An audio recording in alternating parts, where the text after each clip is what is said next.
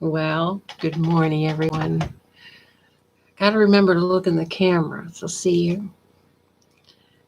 I'm so glad to be back. I'll tell you, it's been 5 weeks that I've had to stand down from being uh, in this role um, of minister here at Unity Muskegon, and I want you to know that I do love it so much. That's why I bought a house across the street from the church so I could come over here, turn the heat off when it's on, and all that kind of stuff. So I think the question of the hour is, how are you doing, Diane? I spent 7 days in the hospital and 8 more days in the rehab center. And during the time when I was really helpless, down with COVID, it was a very strange sensation to be that sick and yet not have any fight. The way that the virus interacts with your body, it has to do with your cells' ability to carry oxygen. And I just didn't have any psychic energy, like to talk to people or to think of the future.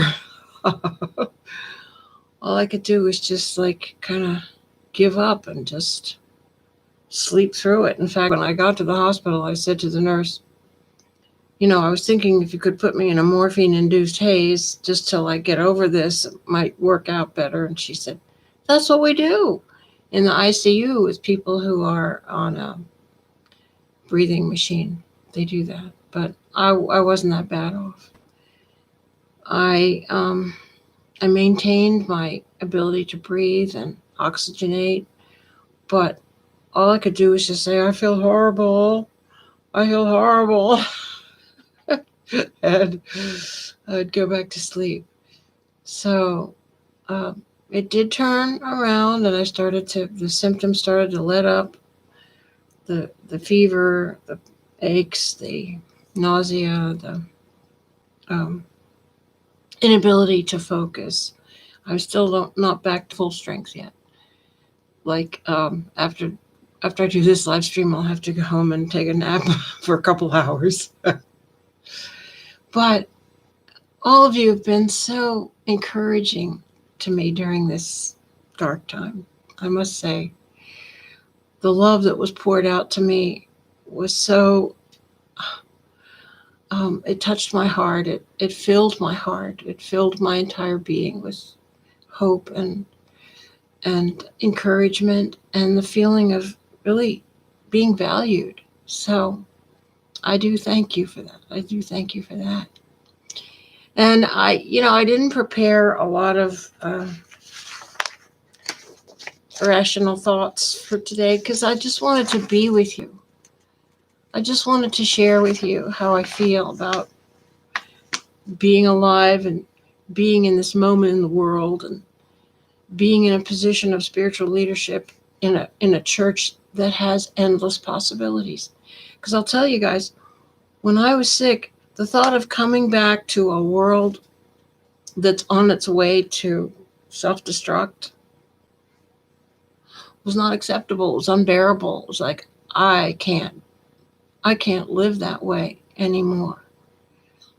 So I'm announcing that this church, Unity of Muskegon, I am calling us out to step up and do things that make a difference where the rubber meets the road, as they say. And I got a couple of ideas for that. But first, when I had all this period to do nothing but lay there, I was thinking, how can we be an influence, a presence in the world where we have some reach, where we have some actual products to offer to extend our reach. And that's how I see this. That's how I see these products that I'm going to tell you about now. First of all, our Unity magazine and our daily words are in. And I'm going to put them in the little free library out in front of the church. And you can drive by and take one. And then you can go online and go to our PayPal account and put some money in there to pay for it if you choose. And our PayPal account is called Payments to Unity, PAYMENTS, the number 2, Unity, Payments to Unity, PayPal. Put some money in there. That's how you can get money to us, because we're selling a few more things too. Let me tell you. Remember our yard sign that we started, our yard sign campaign? We still have a few signs left. And what you need to do to procure one is email me. Everything done through email to revdianestark@gmail.com. There's only 2 people in the congregation that don't use email, and I'll take care of them personally. But please use email for interaction with our church.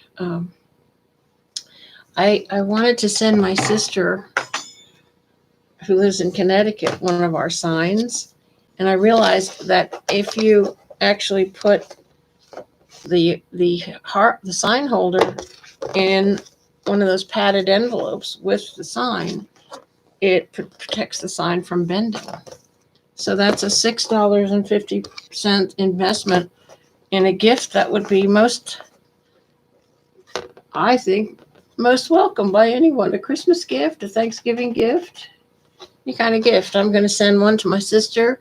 I'm going to send one to Becky in Los Angeles. Because the sign holder, I was wondering, how do you get that sign into the mail without bending it? Well, the sign holder braces it. Okay. Now we've got a couple more products to sell. Products that reach into the consciousness of people, because one of them is Christmas card. So this is a proof of the Christmas card. I'm going to get these printed up, and this is a stained glass design that a personal friend of mine, Brian Lewis, created for a church, and it's part of a much bigger display. This is just the nativity part. He gave us permission to use it. I'm going to give him a love offering too. And on the inside, it reads, "Celebrate the birth of the Christ in your heart, now and always." I wrote that, and I've always wanted a Christmas card that said that. And now we have one. And so then they're 5 for $5. You get a matching envelope. And let me know by email, revdianestark@gmail.com, how many you want. I'm going to use them for all my Christmas cards this year. Although we're trying to get away from such consumerist practices. I only send Christmas cards to people I really want to be in touch with and send a blessing to, not just blanket the world with Christmas cards like we used to do. Okay. So there you have that. And then there's one more thing I thought of. This is a Christmas gift for a child. Years ago, when my kids were growing up, I realized that children were being exposed to foods that were so addicting. And they didn't know the difference. They didn't really know what impact that would have on their bodies. They had no protection, no information to help them. And so I wrote a book for children called The Inside Story that explains to them how to choose their food wisely. Now, it's not a book that can easily be read by a child. It's got to be read to a child. It can be read in any order. There's 4 chapters. And here's the book. The Inside Story. Look at that. By Diane Stark. And this is $10. And it's got all these pages, but there's no color printing in it. The children can actually color it themselves. And it starts out the body you were born with. See? And ends up with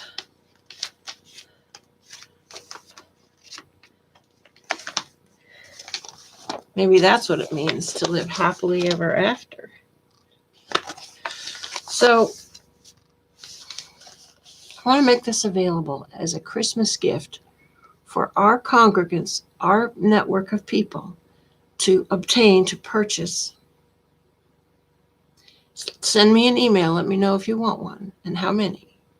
And then we'll do the transaction through PayPal. And then I'll mail them to you, or I'll bring them to you. It also has a parent's guide in the back for parents to know how to use it. See, here you go. Parent's guide. Yeah, that's backwards, actually. But anyway, I've been very proud of this book because I wrote this back in, 1983. And nothing has come on the market in the publishing world that is like this. It still is not available anywhere else that I know of. And it's just really a simple philosophy of how to choose your food wisely. In the second chapter, it says the 4 questions for food. And I'll tell you, the 4 questions for selecting your food are, does it taste good? Number 1. Number 2, how does it go? How does it go with everything else I've had? And number 3 is, how does it go with my lifestyle? And the last question, and most important one, is, how alive is it? I learned that from Ayurvedic philosophy, that we should eat foods that are alive and not dead. So it's fun. It's a fun book to read. And I offered it to the YOU girls one time to sell to their schools, to sell through their school.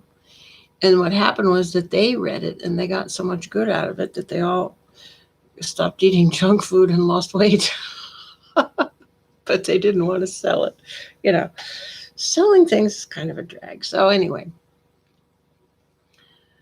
so much for our reach. But what is our product as a church? What is our product? What do we offer to the world? It's been very discouraging to me to see how many people just sort of drop out of being enthusiastic and participating in our ongoing ministry. We really need people to stay enthusiastic and to stand in the possibility of who we are as a spiritual community. And I mean that with your love offerings too. I mean, we have a very, we've pared down our expenses to as little as possible, but we still own this building, and we still have, our liability insurance comes in every month, and there is a core group of people who really support the church with their financial gifts. And I so appreciate that. And I thank you all who give generously to the church. But I also ask all of us to remember, especially during this time where we're not open and we don't have people coming and going that much, to please remember us in your giving. We really are looking to demonstrate more and more abundance and prosperity. It would only take just some miraculous source to say, oh, let me pay off your business loan. How much is it? $40,000? Forget it. That's nothing to me. To some people, that's not very much money, you see. So that would be a big relief. But we're getting by, and nobody seems to be looking at me and saying, I don't see how we're going to keep going. It's kind of like everybody's saying the attitude that I read from the consensus of people is, we've been through tough times before. We'll get through this. No worries. So, okay. I appreciate that. But then what is our message when you consider it as a product, as something that people can get excited about, can engage with, can say, I can do that. I agree with that. I want that in my life. I want to be part of that. That's what I'm trying to create here. Now, for me, I'll tell you what that would be. Something that I could stand up for. Something that I could write letters about. Something that I think would really make the world a better place. And people have talked about this before. I was close to it when I talked about our little school that we could have in the church of teenagers coming, young teenagers coming. But no, a service corps, a volunteer service program that was run by the government and that required every person, everybody, every citizen, every resident, everybody in the country to give 2 years of service before they reach the age of 25 or whatever age they want to set, I think 25 is reasonable.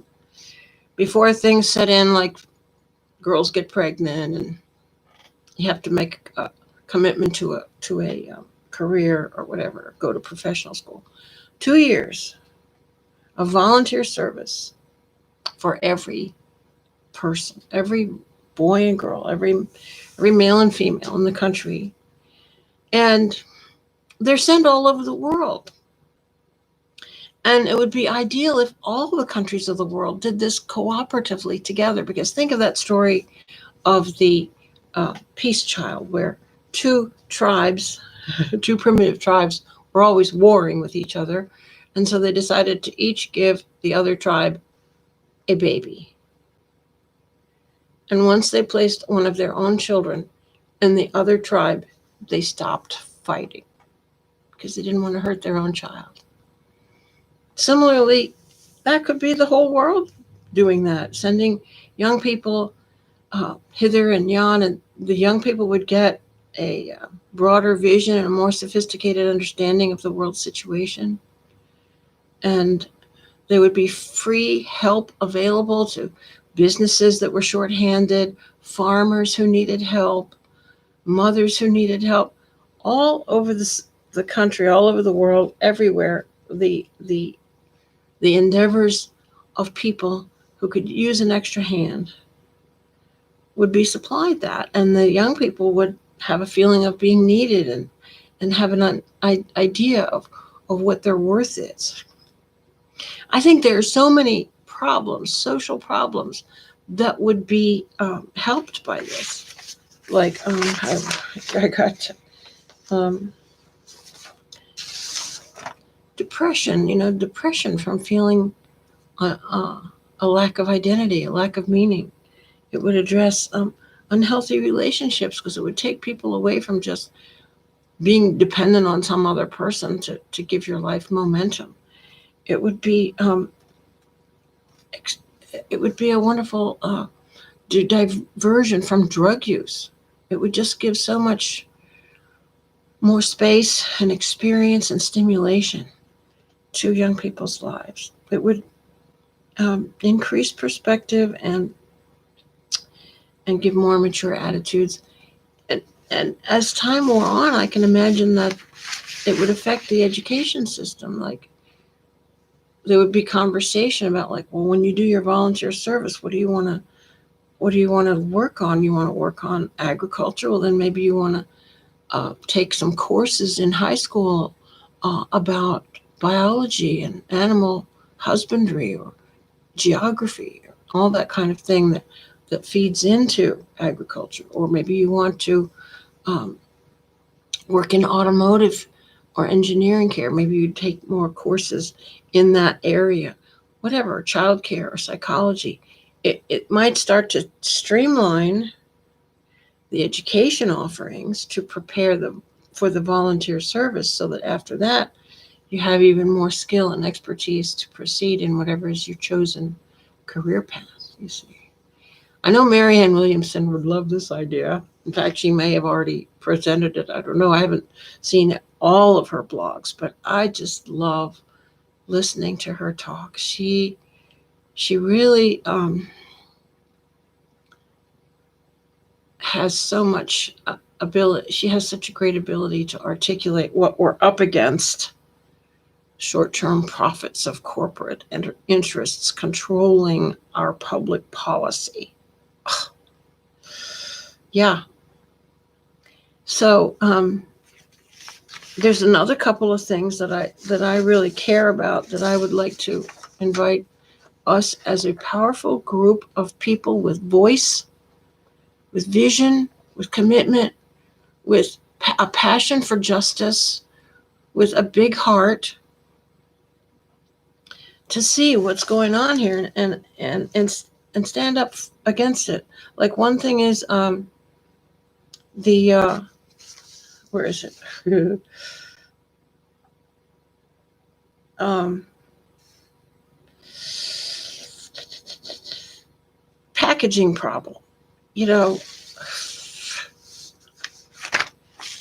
there is so much trash, and it's not biodegradable, and there's so much, and even the recycling is not that easy. So um, I think it would be an interesting experiment to see if there could be an initiative for a law, a mandate that requires all uh, products that to have on the packaging how it is to be disposed of, and to um, create a way of disposing of it that is least harmful to the environment, that creates the least uh, waste and litter and uh, you know, contamination. Because there's so many of us, we're using so many products, there's so much packaging, and it's using up too much of the resources just for the packaging. I hear that hemp could be a new resource that's what do you call it, that is it's not depleted that fast.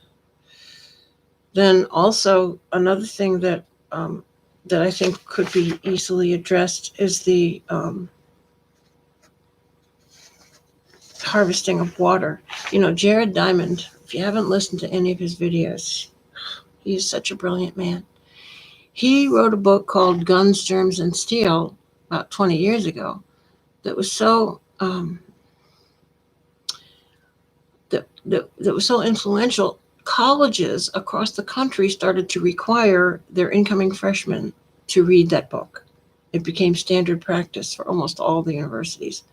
Incoming freshmen must read Guns, Germs, and Steel, because Jared Diamond is a geography professor, but he also studies anthropology and certain types of biology in birds, which took him to New Guinea years ago. And he started to understand that the culture of New Guinea was sustainable, had been going on for since it's like 4,000 years. Continuing. That's a lot more than any of us can claim. And that they asked him, how come you white people have so much cargo and we don't? And so by cargo, they meant stuff, trains, guns. And so he writes this book about why that is. A lot of it was due to the geography of different peoples and the sort resources that they had at hand to work with. But now he has written 2 books. One is called Collapse. You can imagine what that's about. It's about the collapse of societies that have happened because they did not address the crises that came upon them. And then the second book just recently is called Upheaval. A similar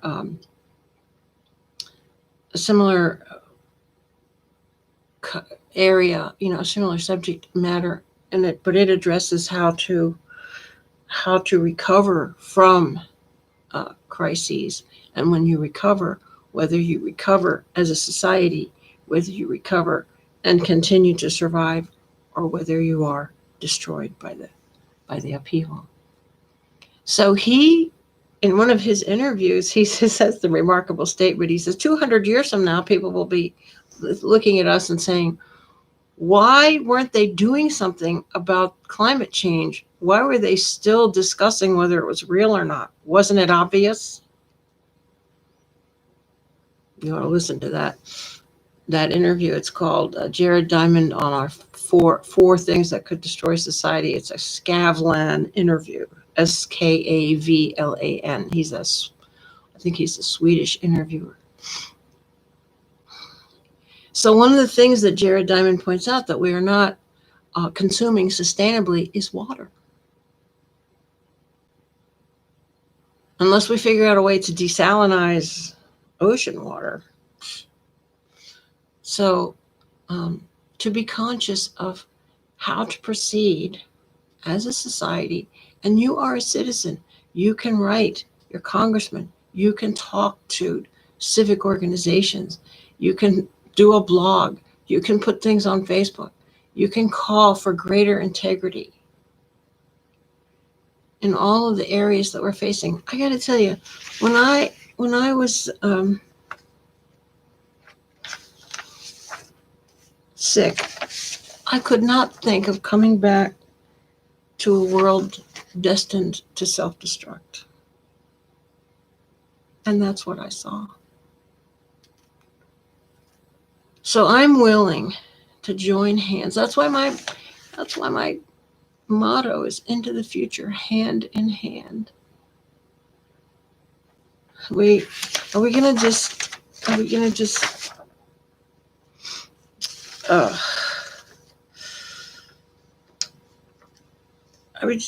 just gonna let things move along as they will, and once in a while outrage boils over, but nothing really changes?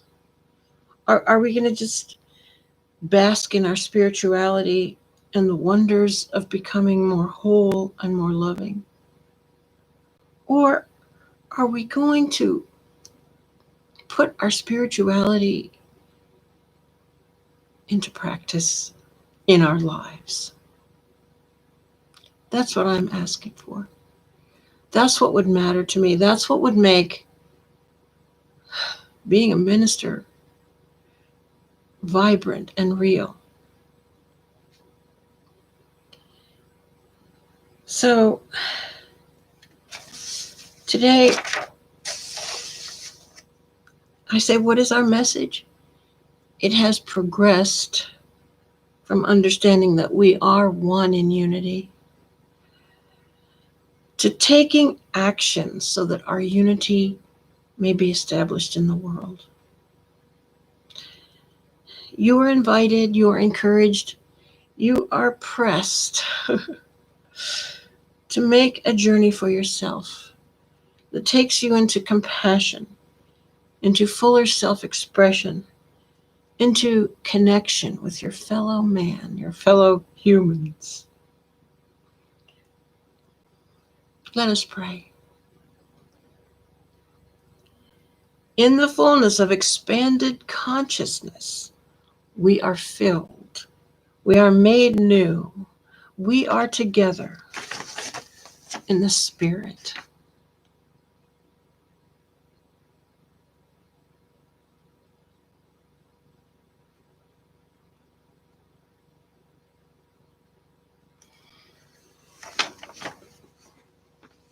Amen. Thank you for being with us, and God bless you all.